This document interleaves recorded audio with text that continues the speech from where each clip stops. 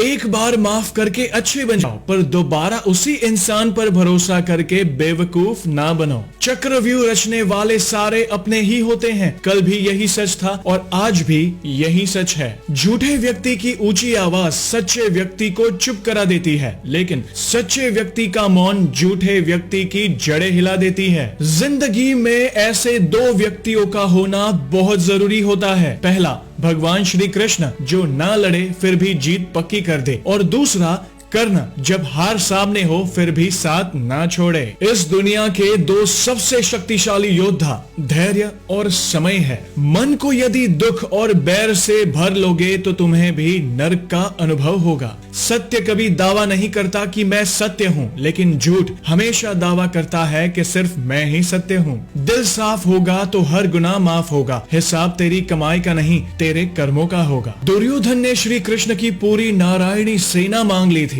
और अर्जुन ने श्री कृष्ण को मांगा था। उस समय भगवान श्री कृष्ण ने अर्जुन की चुटकी लेते हुए कहा, हार निश्चित है तेरी, हर दम रहेगा उदास। माखन दुर्योधन ले गया, केवल छाछ बची है तेरे पास। तब अर्जुन ने कहा, हे प्रभु, जीत निश्चित है मेरी, दास हो नहीं सकता उदास। माखन लेकर क्या करूं जब माखन चोर है मेरे पास। कभी कभी अनुचित समय आता है तो बुरा मत मानिए। कभी कभी बुरा अवसर आपको भले इंसान से मिलवाने के लिए भी आता है। भला भलाई ग्रहण करता है और नीच नीचता ग्रहण करता है। जिसका जैसा स्वभाव उसकी वैसी रुचि। भाग्य के दरवाजे पर सर पीटने से बेहतर है अच्छे कर्मों का तूफान पैदा करे, दरवाजे अपने आप ही खुल जाएंगे। पूरी दुनिया जीत सकते हैं संस्कार से, और जीता हुआ हार भी सकते हो अहंकार से। कर्मों से डरिए, ईश्वर से नहीं, क्योंकि ईश्वर दयालु है, वे माफ कर देते हैं, लेकिन कर्म कभी माफ नहीं करते। जो व्यक्ति अपने धर्म कर्तव्य का पालन नहीं करता है वह व्यक्ति बलवान होकर भी निर्बल, धनवान होकर भी निर्धन और ज्ञानी होकर भी मूर्ख होता है। दुख भोगने वाला आगे सुखी हो सकता है, लेकिन दुख देने वाला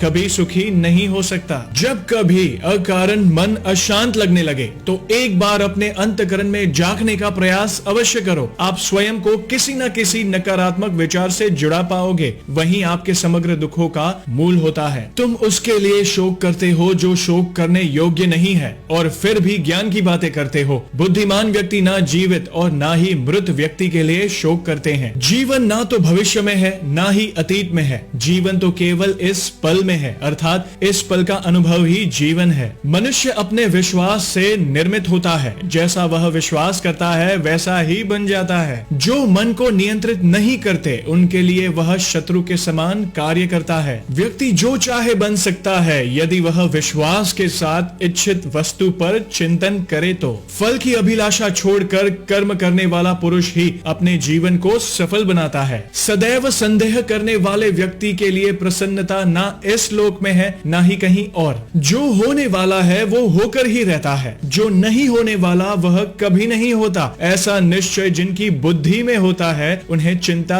कभी नहीं सताती। पूर्णता के साथ किसी और के जीवन की नकल करके जीने की तुलना में अपने आप को पहचान कर अपूर्ण रूप से जीना बेहतर है। अच्छे कर्म करने के बावजूद भी लोग केवल आपकी बुराइयां ही याद रखेंगे, इसलिए लोग क्या कहते हैं इस पर ध्यान मत दो, अपने कार्य करते रहो। बुरे कर्म करने वाले सबसे नीच व्यक्ति जो राक्षसी प्रवृत्तियों से जुड़े हुए हैं और जिनकी बुद्धि माया ने हर ली है, वो मेरी पूजा या मुझे पाने का प्रयास नहीं करते। वह जो मृत्यु के समय मुझे स्मरण करते हुए अपना शरीर त्यागता है वह मेरे धाम को प्राप्त होता है, इसमें कोई संशय नहीं है।